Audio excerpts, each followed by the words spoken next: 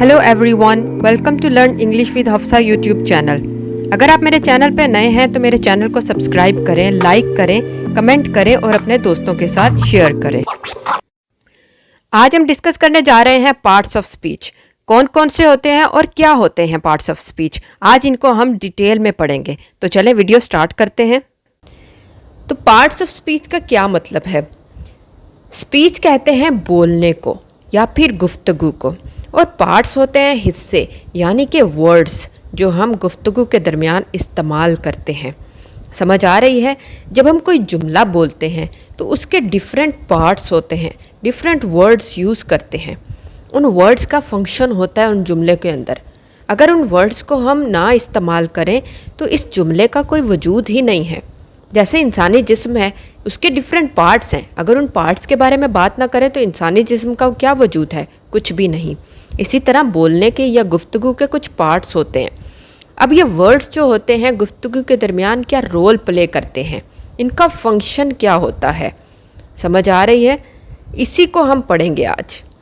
Part of speech indicates how the word functions in meaning, मतलब उस जुमले को मतलब कैसे दिया जाता है उन वर्ड्स के थ्रू, as well as grammatically within the sentence, और किस तरह से ग्रामेटिकली वो रोल प्ले करते हैं वो जुमला बनाने में। नहीं समझ आई? एक जुमला है, उसके अंदर वो ग्रामेटिकली करेक्ट है या नहीं, मीनिंग कन्वे कर रहा है या नहीं, ये सब कुछ ये पार्ट्स ही देखते हैं ना। ये वर्ड्स को हम इक्वली अरेंज करके फिर ही जुमला बनाते हैं। समझ आ रही है? तो उन्हीं को हम आज पढ़ेंगे कि किस तरह से वो वर्ड एक जुमले के अंदर रोल प्ले करते हैं। तो चले स्टार्ट करते हैं। अब हमारे पास पार्ट्स ऑफ स्पीच 8 टाइप्स के होते हैं। समझ आ रही है? कितने टाइप्स के? 8 टाइप्स के। कौन कौन से?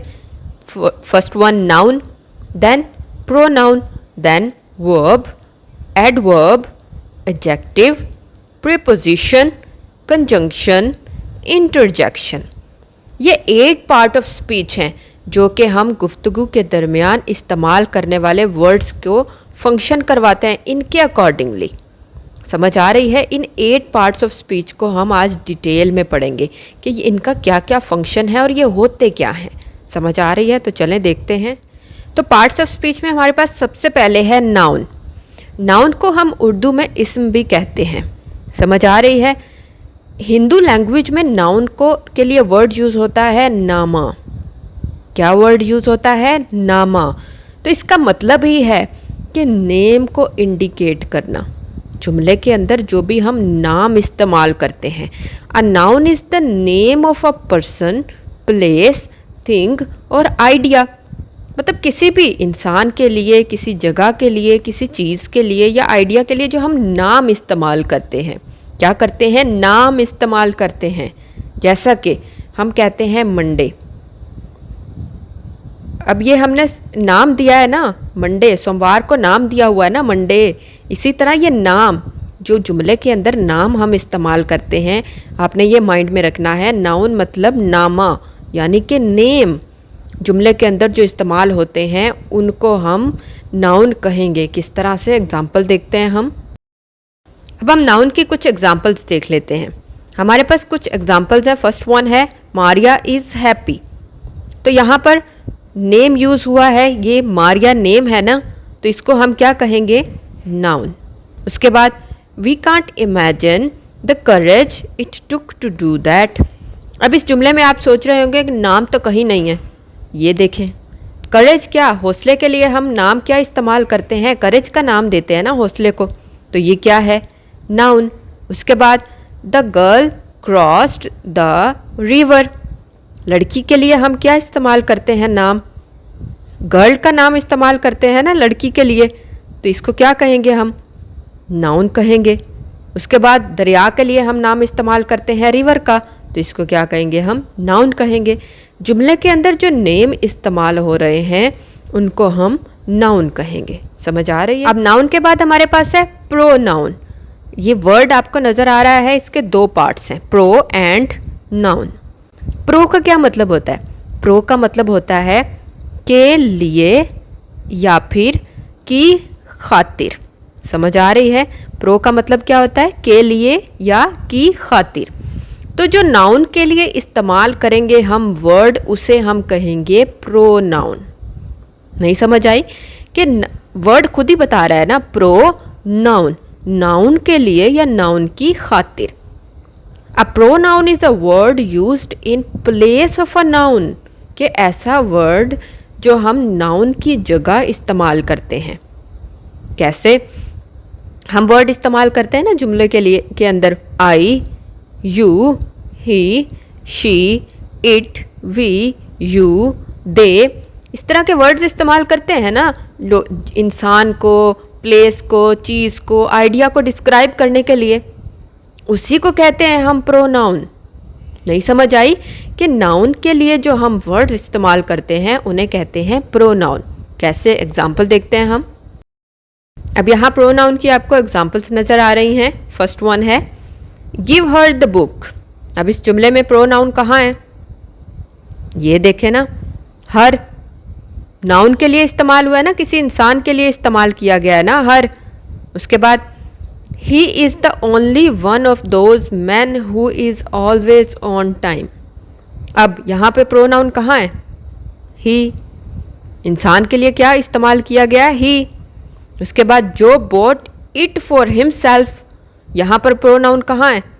It, himself. नहीं समझ आई कि इंसानों के लिए, जगह के लिए, चीज़ों के लिए जो हम वर्ड्स इस्तेमाल करेंगे, नेम नहीं, वर्ड्स जो हम उनको नेम्स की जगह पर इस्तेमाल करेंगे। फॉर एग्जांपल हम कहते हैं अली, तो हम अली के लिए कहते हैं ही। समझ आ रही है? उसके बाद हम कहते हैं आयशा, तो आयशा के लिए हम वर्ड यूज़ करते हैं शी। तो ये ही प्रोनाउन होते हैं जो नाउन की जगह इस्तेमाल होते हैं। आ गई समझ? अब हमारे पास नेक्स्ट है वर्ब।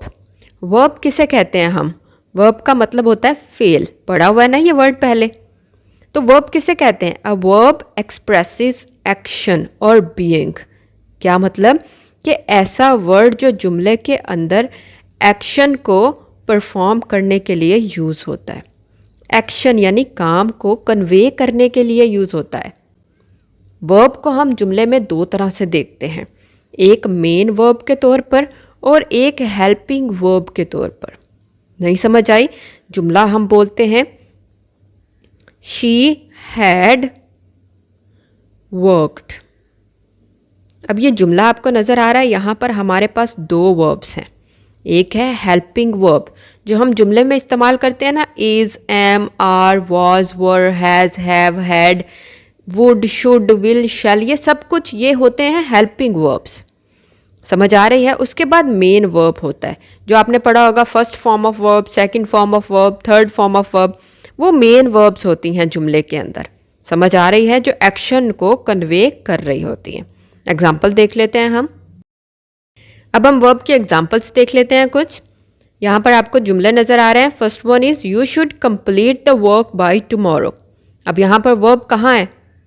ये देखें, शुड किस तरह से इस्तेमाल हुई है यहाँ पर? एज अ हेल्पिंग वर्ब, और कंप्लीट को हमने एज अ मेन वर्ब इस्तेमाल किया है। ये चीज़ आपको जैसे ही जुमला बोलेंगे ना आपको अंदाज़ा हो जाएगा। Is, am, are, was, were, has, have, had, will, shall, should, would, जितनी भी ये चीज़ें इस्तेमाल होंगी ना वो एज अ हेल्पिंग वर्ब इस्तेमाल होंगी और इसके बाद मेन वर्ब होगी।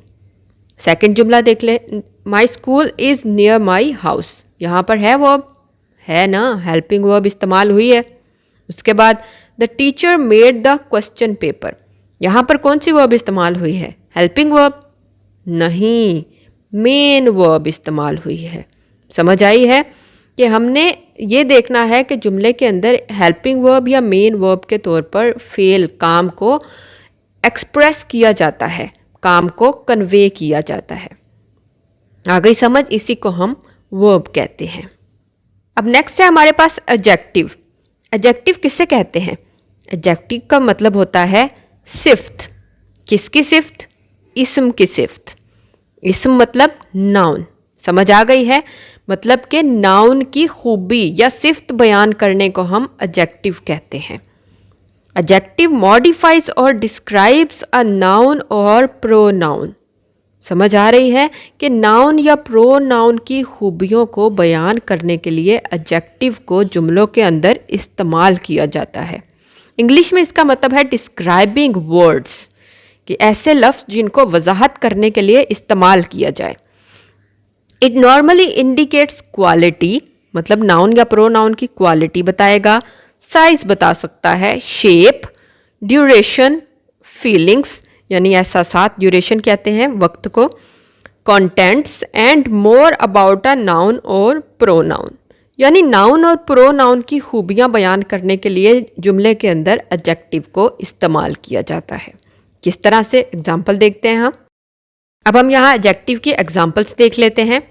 फर्स्ट वन है they live in a beautiful house.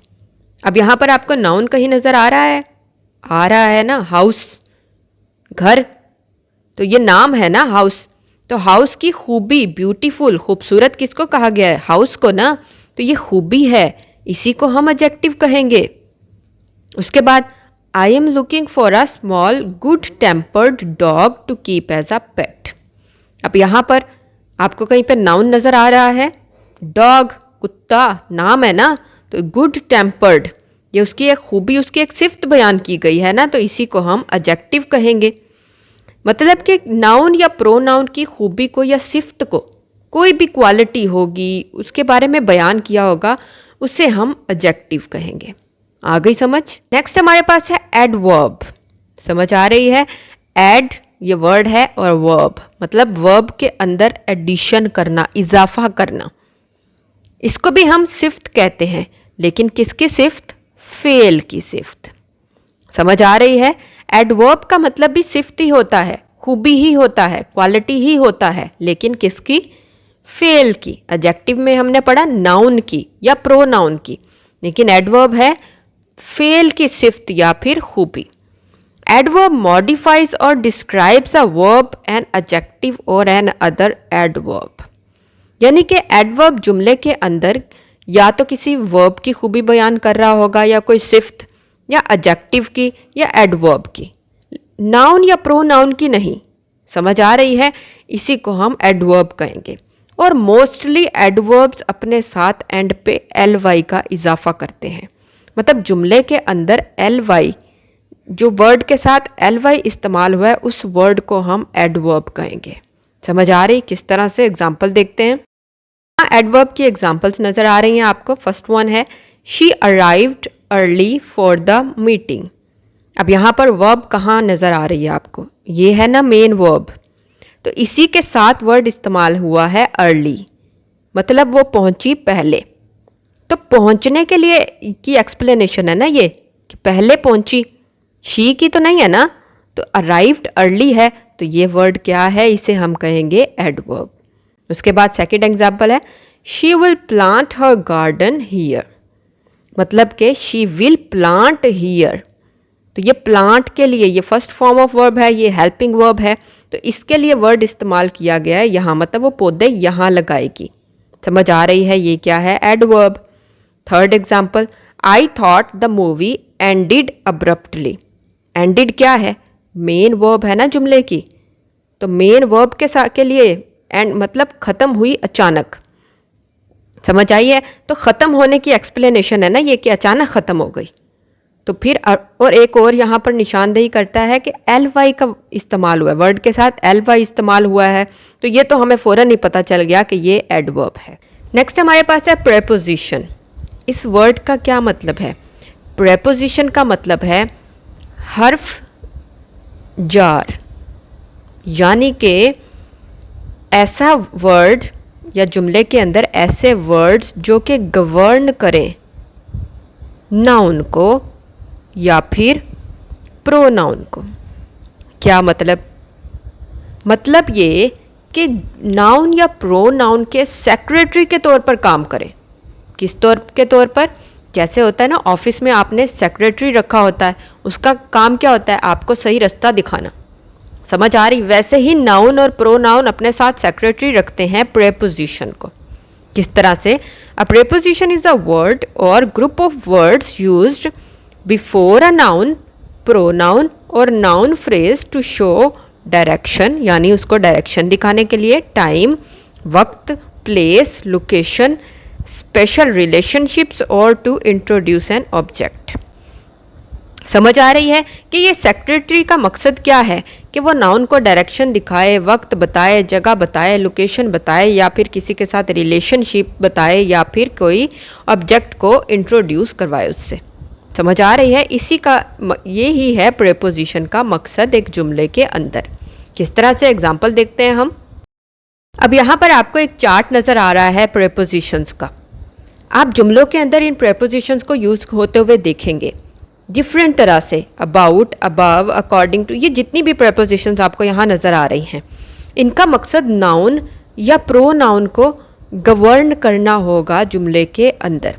समझ आ रही है? तो जब भी आपको ये नज़र आए नाउन या प्रो नाउन को गवर्न करते हुए, यानी कि उनके साथ उनको गवर्न करते हुए, उन पे असरअंदाज होते हुए, तो आपको समझ आ जाएगी कि ये प्रीपोजिशन है। समझ आ रही है? ये जो चार्ट आपको सामने नज़र आ रहा है, इनको आप अक्सर जुमलों में इस्तेमाल होते हुए देखेंगे।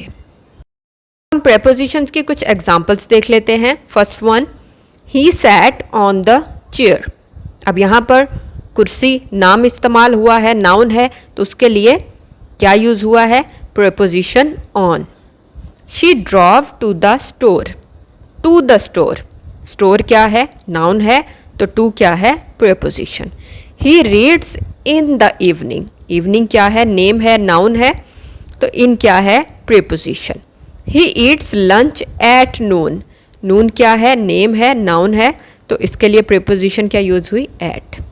समझ आ रही है? इन एग्जाम्पल्स के थ्रू आपको समझ आ गई होगी कि किस तरह से प्रीपोजिशंस को हम जुमलों में इस्तेमाल करते हैं। अब नेक्स्ट हमारे पास है कंजंक्शन। इस वर्ड का क्या मतलब है? कंजंक्शन का मतलब होता है मिलाना। समझ आ रही है? तो कंजंक्शन क्या है? दैट ज्वाइंस वर्ड्स, फ्रेजेस और क्लॉजेस, यानी कि जुमलों को आपस में मिलाने के लिए या फिर वर्ड्स को आपस में मिलाने के लिए कंजंक्शंस को हम यूज़ करते हैं। समझ आ रही है कि कंजंक्शंस का इस्तेमाल ही होता है मिलाने के लिए, to join words. Conjunction is the glue. समझ आ रही है? क्या है ये? ग्लू है that holds words, phrases and clauses together, यानी दो चीज़ों को आपस में ग्लू की तरह के साथ जोड़ने के लिए इस्तेमाल होती है कंजंक्शन। समझ आ रही है? किस तरह से? एग्जाम्पल देखते हैं हम। यहाँ पर आपको ये चार्ट नज़र आ रहा है कंजंक्शंस का। ये बहुत कॉमन कंजंक्शंस हैं जो हम मेनली यूज़ करते हैं जुमलों के अंदर, जैसा कि after, although, as, if, because, before. ये कंजंक्शंस जुमलों के अंदर इस्तेमाल होती हैं जुमलों को आपस में जोड़ने के लिए।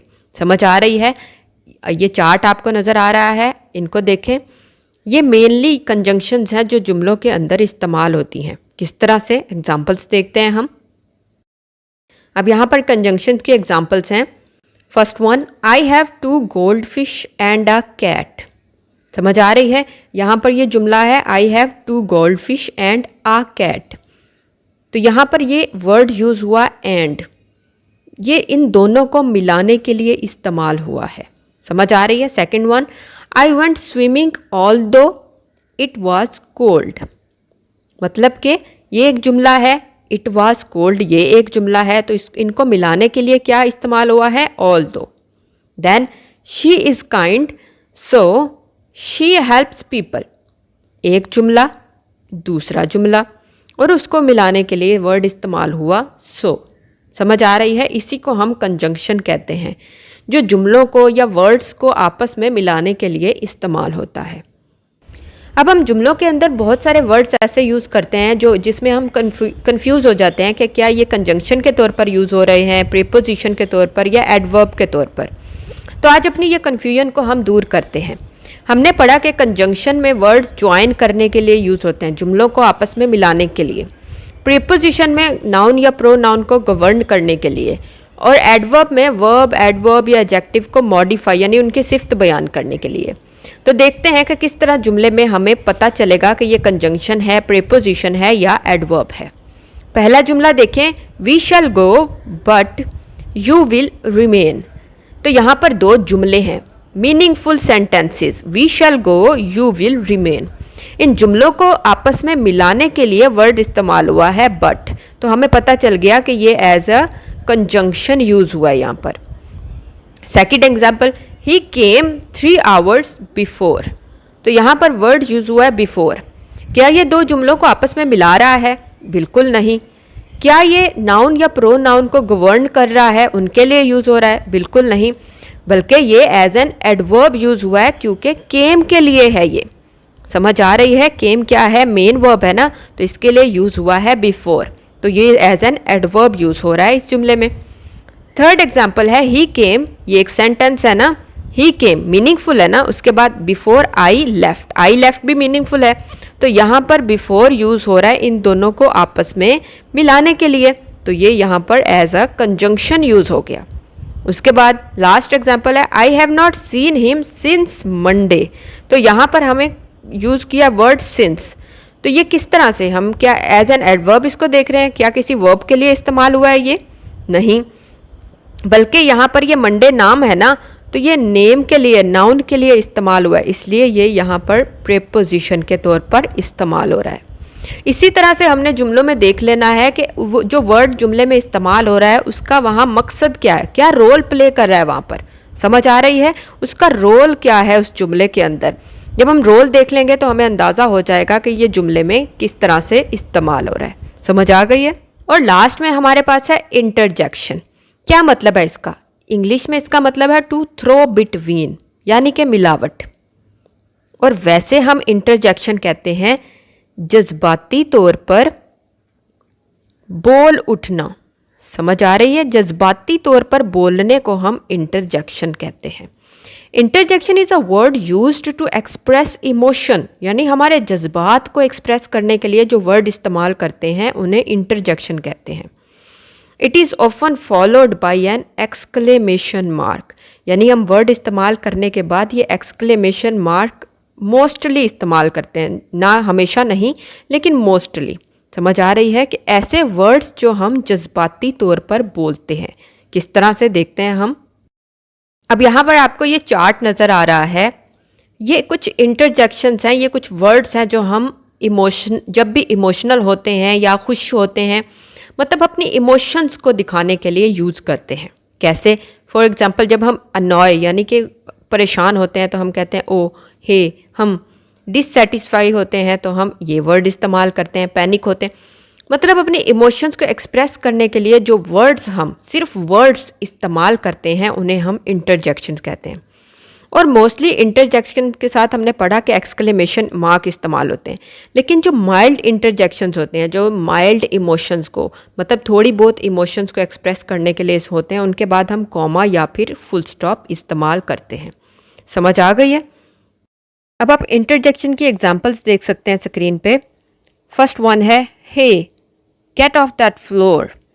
अब यहाँ पे ये जो वर्ड यूज़ हुआ है हे, ये एक इमोशन मतलब एक जज्बात को एक्सप्रेस कर रहा है, इसे कहते हैं हम इंटरजेक्शन।